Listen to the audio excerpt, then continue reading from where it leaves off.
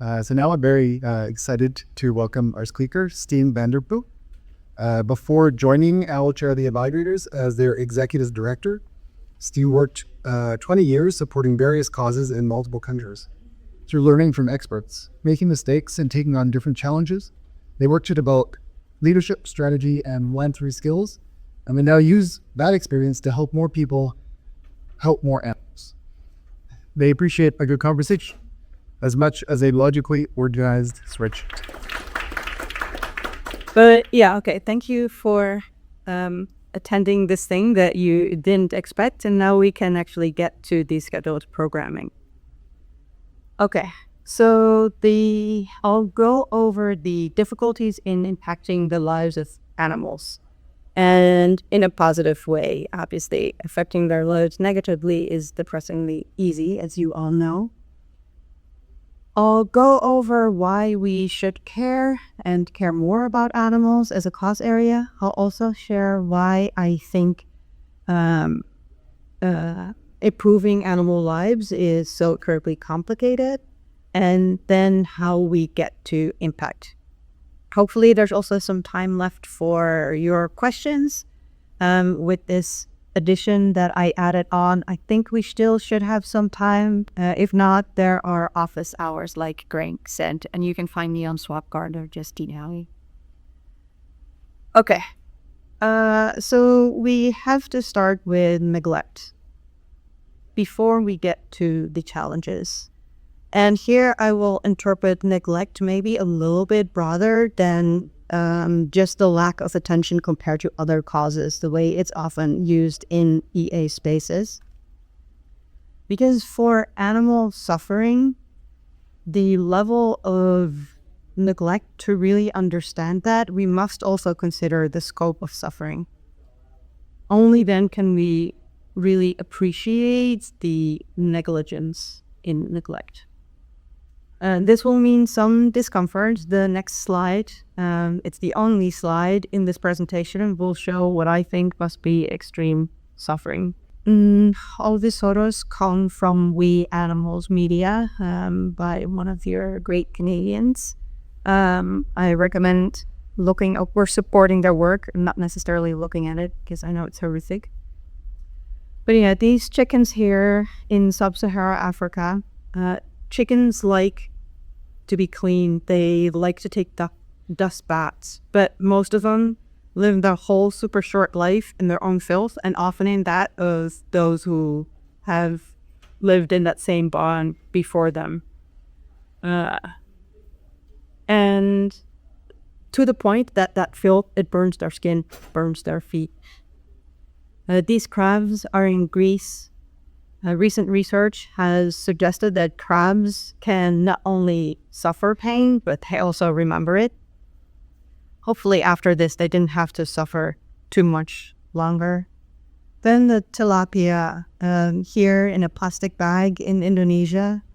Some are dying, some are suffocating, and I don't have any facts about tilapia. I don't really know anything about them, but slowly suffocating under the bodies of their other seamus.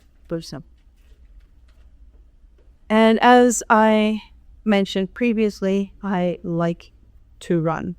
This weekend, I learned that pigs can run 7-minute mile. I rarely beat an 8-minute mile.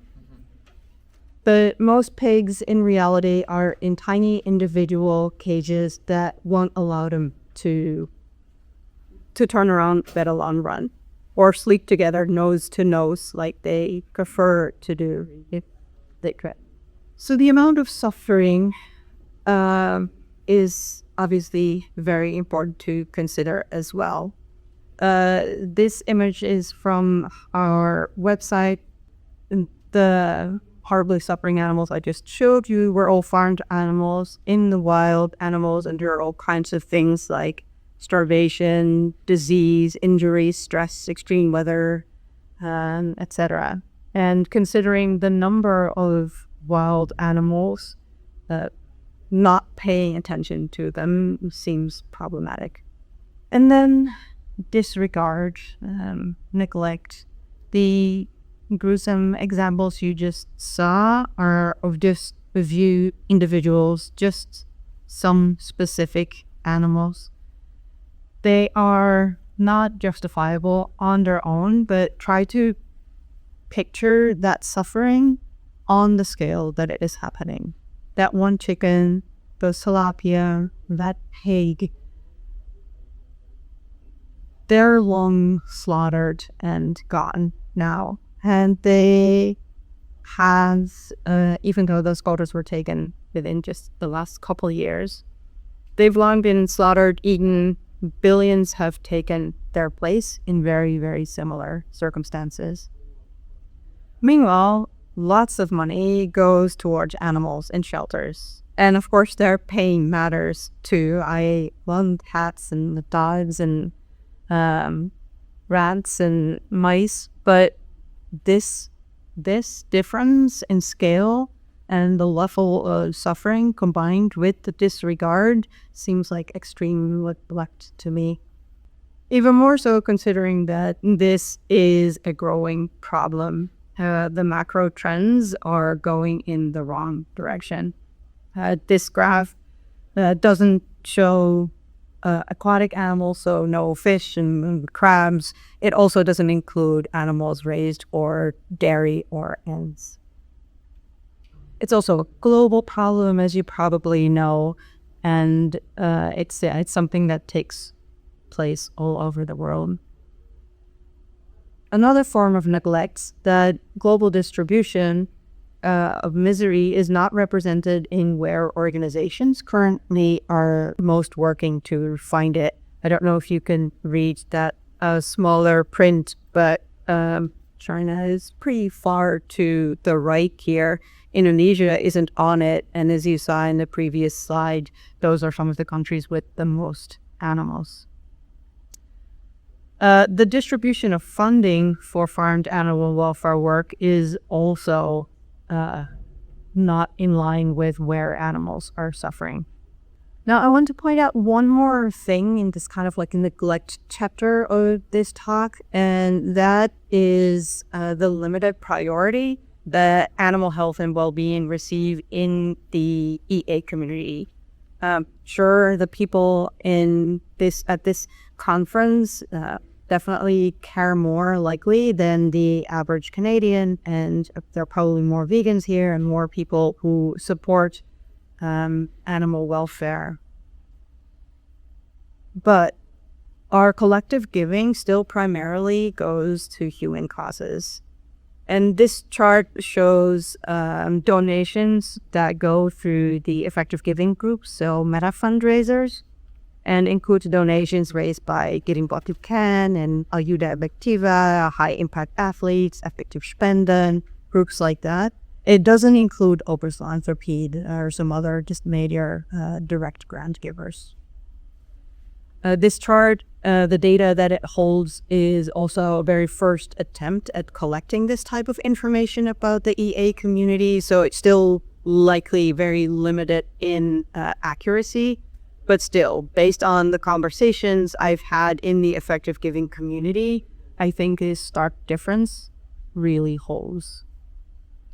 And I'm not saying that the funding should necessarily be evenly distributed, but I am curious to learn more about how the different organizations in our effective giving ecosystem who really care about the marginal cost effectiveness of donations, how they apply that across policy areas. Okay, challenges. Some might have already been quite clear from the previous slides, but I'll spell out a few more things that make helping animals difficult. So it's a problem that is not just important and neglected, it is complex in some really unique ways. Each of these complexities have multiple sub-issues, and many of them influence each other. First of all, we're dealing with non-human victims. humans barely understand each other, and I know which senses you use. I can make assumptions about your needs and preferences. But for individuals who use those magnetic fields to go about their lives, like chickens, or who use radar, or who have wings or fins or exoskeletons, every species experiences life very differently. And how do we advocate for improvements to their lives if we barely understand how they experience it? They might very well be trying to tell us what they want, but unlike humans, they cannot advocate for themselves in the way that we understand as of now. They're also all kept in very different conditions. The life and death of a beef cow are very different from those of a chicken raised for meat.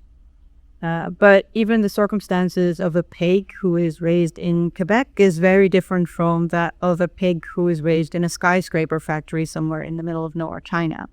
Then, the culture, tradition, and bias. Speciesism means that we live in a society that places humans above all others, and that we have a ranking for the different non-human animals as well. And that ranking is generally based not on their capacity for suffering, but on their utility for us. Having compassion and the will to help those who are completely different from you, that takes a lot of effort, especially when the animals we eat are so hidden and unrecognizable.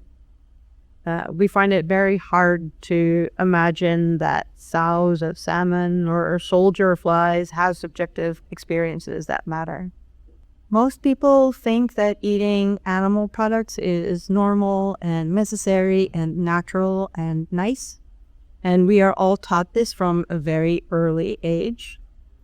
Consuming animals is embedded in many of our traditions and tied up in many people's identities.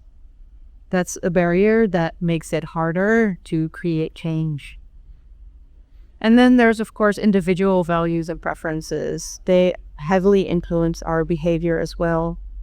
We like tasty convenience, we like fitting in, we like being comfortable, we like thinking of ourselves as good people. And we avoid questioning our behavior if those likes are at risk. Legal, economic, and political status quo are working against us. There are very few laws that exist that protect animals, and they have very many exceptions. And even if there are laws, the enforcement is very lacking. Then, obviously, there are economic interests. The food industry is a big part of our economy. Developing nations often see aquaculture or factory farming as a way to get out of poverty. And then neither progressive or conservative politicians seem to perceive animal welfare as an urgent issue from their constituents, whereas protecting farmers is something that they are told is very important. And then lastly, in the category of challenges, I want to go over some unique sector constraints in the animal welfare space. So funding, we have already gone over those constraints, and that exacerbates many of the other challenges, like the talent that we can hire, meaning both the number of people and how excellent they are. Something else that affects talent can be how hard the work is mentally to help farmed animals. It's hard to underestimate the toll that this regular exposure to horrific cruelty has on your well-being, especially when you consider how much of that is happening, and especially when that abuse is normalized in your immediate community, maybe in your own household.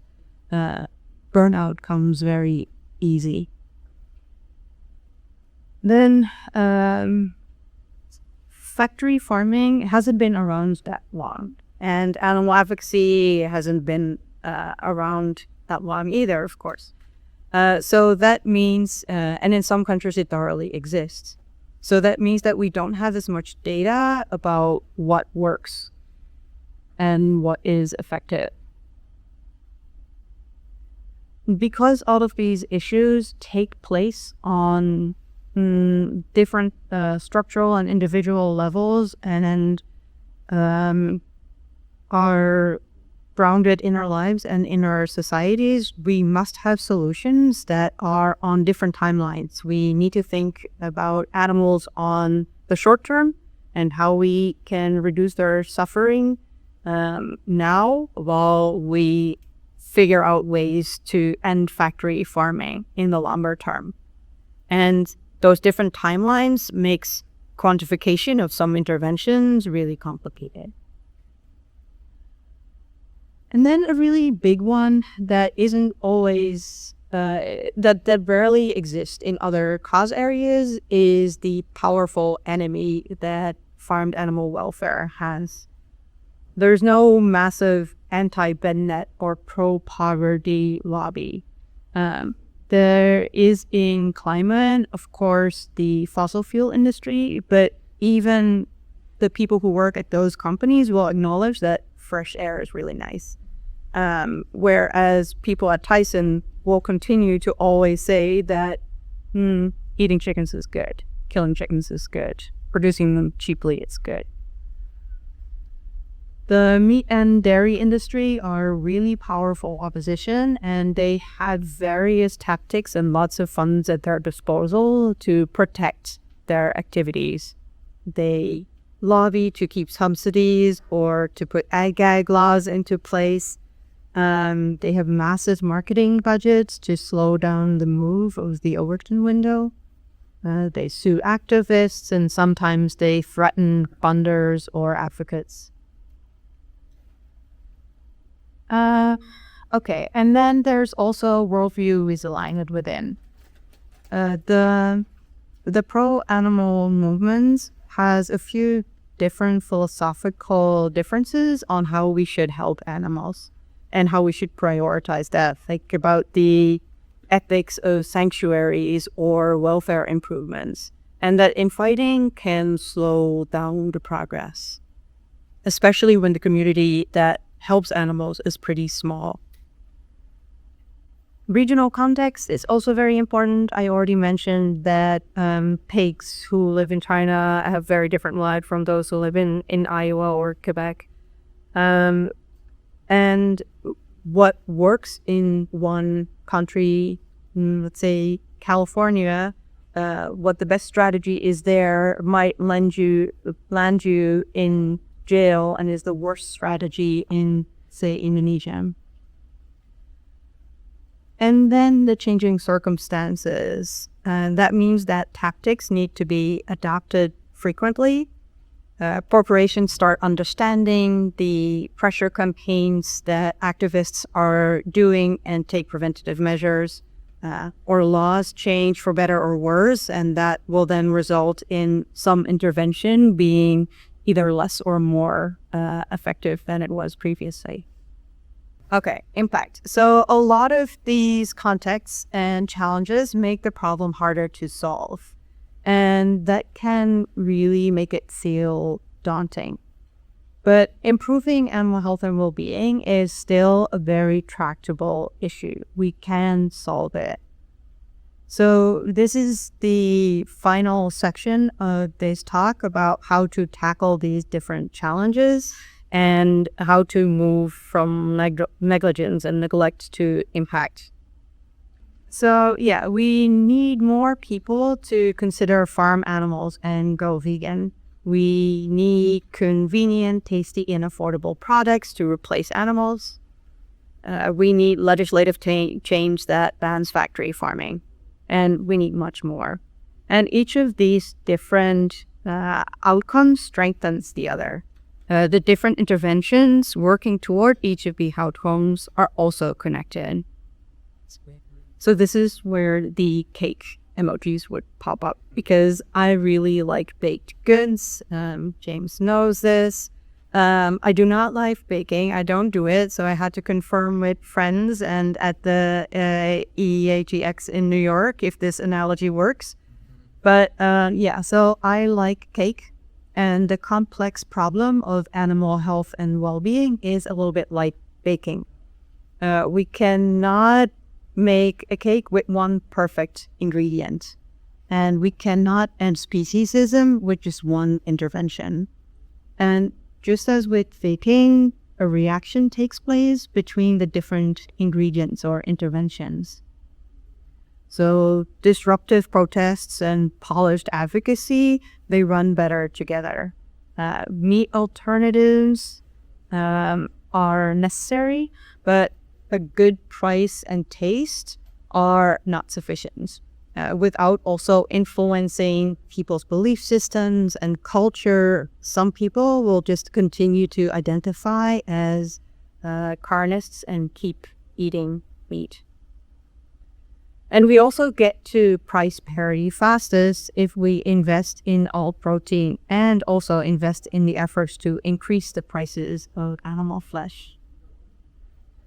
So movement building demands system thinking and optimizing the flow through effects of different tactics on other methods and on society. Okay, so what is ACE doing that is making all of this happen? We see it as our role in the movement to fix basically 3 different issues. We need to increase the money pool available to help animals.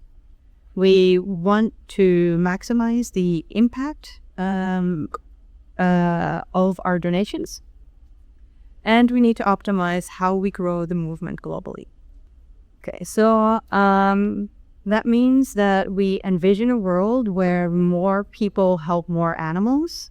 And to make that happen, we've made it our mission to find and promote the most effective ways to help animals. Because we theorize that to build a world where animals have well-being, we need a strong global movement. And that means one that has enough money, that acts on data and evidence, and that tackles the issues on individual and structural levels. So what does that mean for our day-to-day work? We have a bunch of different programs, and our recommended charity fund is the result of our annual charity evaluations. They look at established effective animal advocacy groups to identify where donations had unusually high positive impact. These comprehensive and rigorous reviews result in these currently recommended charities. These 11 organizations were rigorously evaluated, and we have really strong evidence that they each do 1, a lot of good, 2, is the best bang of your donation buck, and 3, they fill a vital role in that ecosystem. Some of these do corporate campaign work, others do research. There are organizations here that work on alternative proteins or education to make sure that the talent pipeline is developed for the advocacy community. There's also legislative work done in here, and different high priority species like chickens and shrimp, and work done around the world. This is a Danish organization. Synergia Animal works in a lot of countries in the global south. And we do these evaluations annually. This year on November 12th, the new selection of this year's recommended charities will be announced. Okay, so these evaluations obviously mean, and these recommendations means very little unless people actually donate to the charities that we recommend. And from 2019 to 2024, ACE influenced at least $47 million to recommended charities. And our best guess is that about 20 million of that would otherwise not have been donated to the recommended charities. It's our aim to increase this new counterfactual funds, because I think that's how we can make the biggest difference, by directing more funds to the work that is most needed. Besides our recommendatories and besides our evaluation work, we also have movement grants. Here we try to identify projects that are highly promising but neglected. We fund these projects, and these are generally not well-established organizations with a lengthy track record. Instead, this program aims to optimize how we grow the movement globally. And that means focusing on underrepresented animals.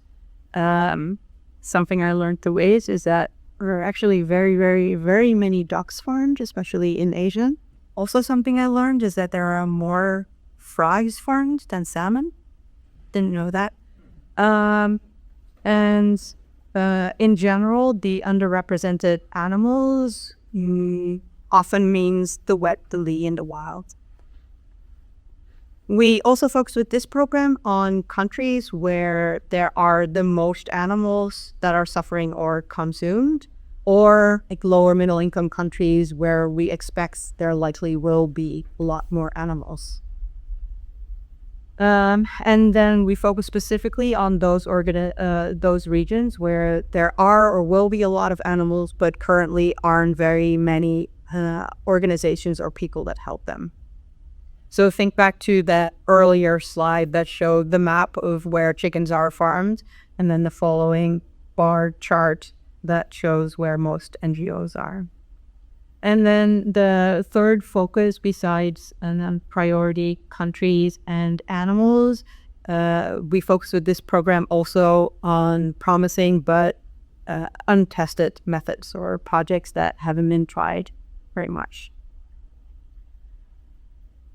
So our impact here is that between 2019 and 2024, we awarded 178 grants to promising organizations and projects around the world.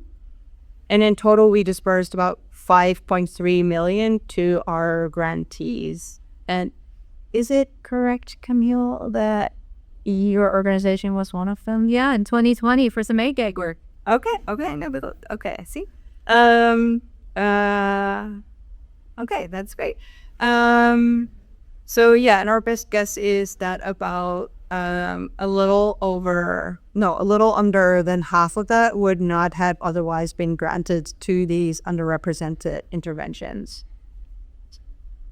But yeah, is that impact or outcomes? These numbers on ACE's impact come from our first ever thorough assessment of our influence. In the past, we have counted and asked organizations how much money they received based on our recommendations or grants. This last year, for the first time, we have done more in-depth surveys and reviews, and also looked into the counterfactual impact. Probably later this month, maybe early September, we'll share those reports online so that you can dive into them. But all of these numbers are impressive, but they only tell us how much money we were able to raise, not how many animals we're actually helping, or if our recommendations were indeed the best giving options. That's a challenge that, in general, for grant makers is a struggle.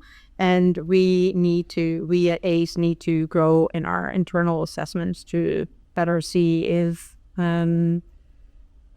our work is good enough.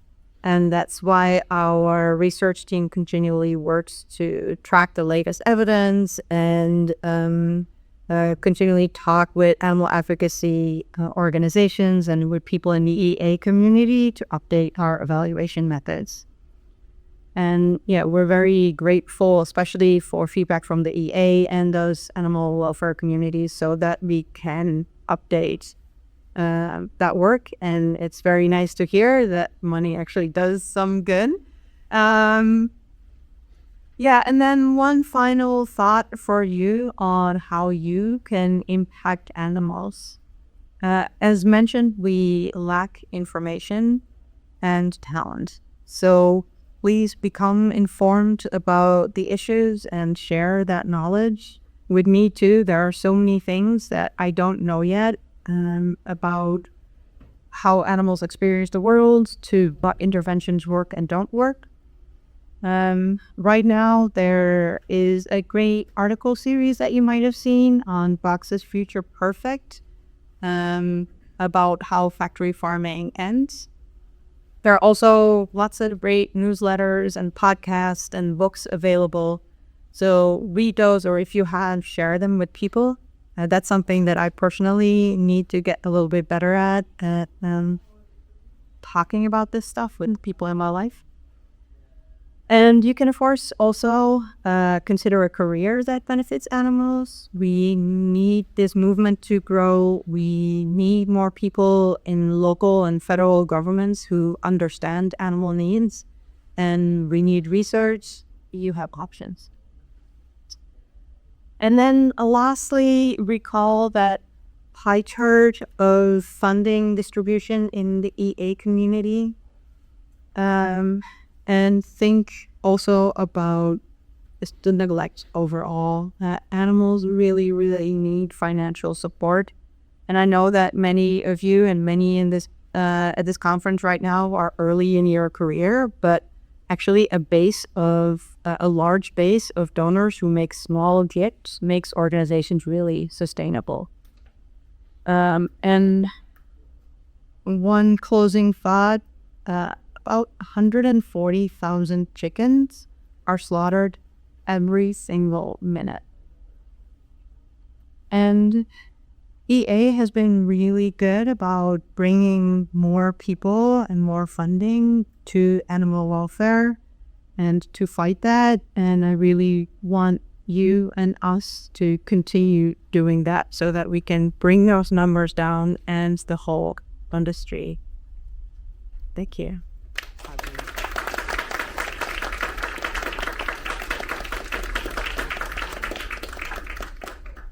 We have time for a couple questions now.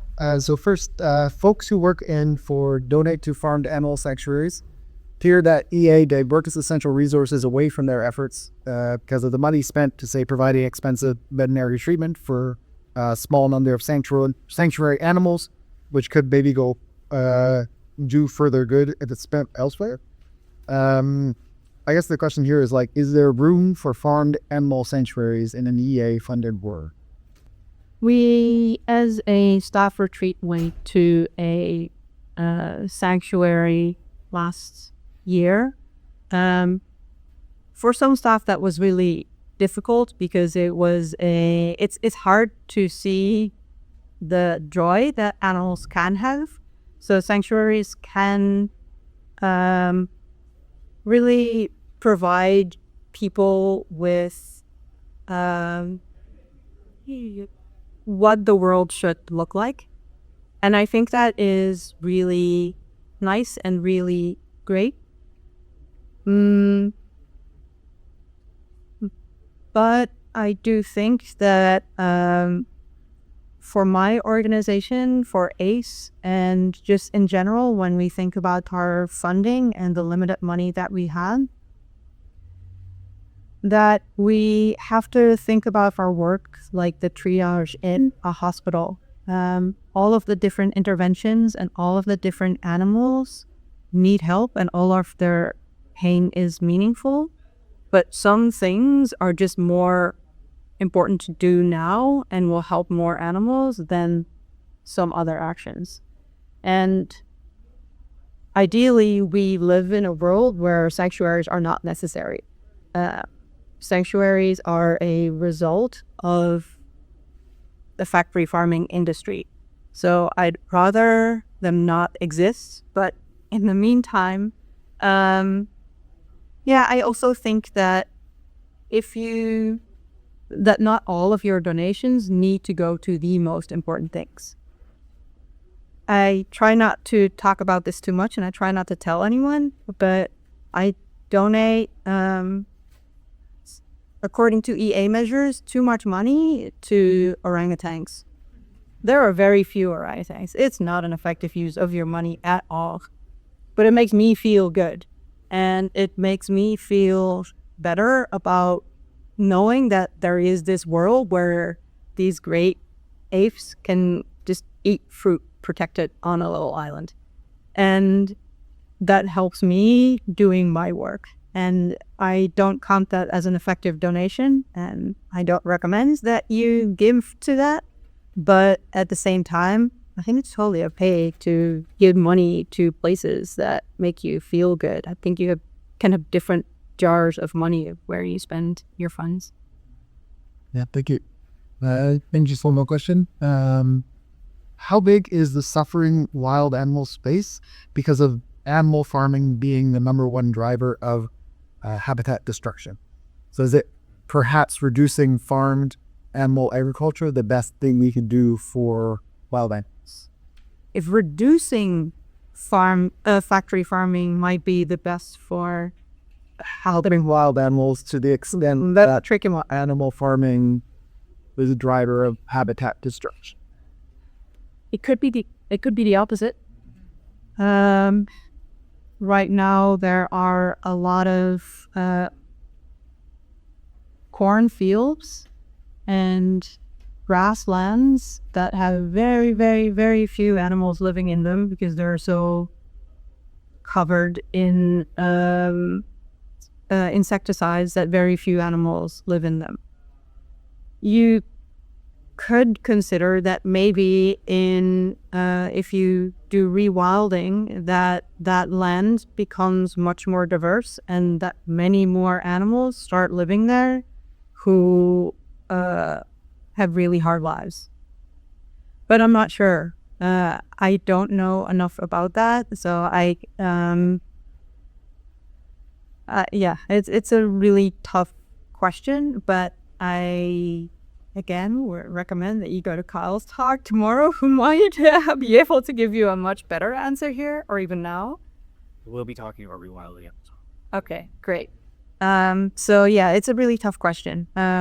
Maybe not. I think that there are also ways in which factory farming leads to pollution that destroys many lives in oceans and ponds, etc. Pollution. So I don't know what the worst is. There's one more question here you meant, and it's about like ethical offsetting. So how do you think about the balance or overall good regarding advocating for meat eaters to offset their dietary choices by donating to farm animal welfare? Are there unintended consequences like them eating more meat or feeling more justified to continue doing so? Yeah, that's another important and tricky question that I still struggle with because at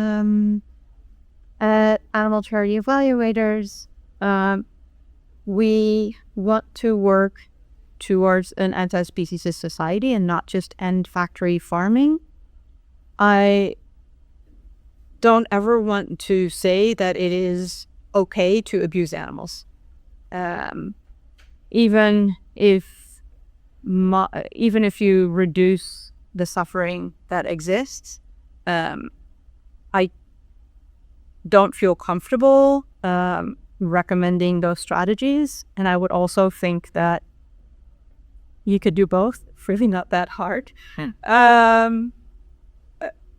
But yeah, if you must choose, then maybe yes, that is the best thing. My in-laws, they used to work in the dairy and the fishing industry, so they have a lot of cognitive dissonance to overcome to be able to really think about this and make some of those choices. I'm okay if they just cook me my vegan Thanksgiving meal and eat their dairy still, but also donate to ACE recommended charities. Yeah, again, I don't know. I think you should do both, but I understand that it's easy and that people are on different journeys.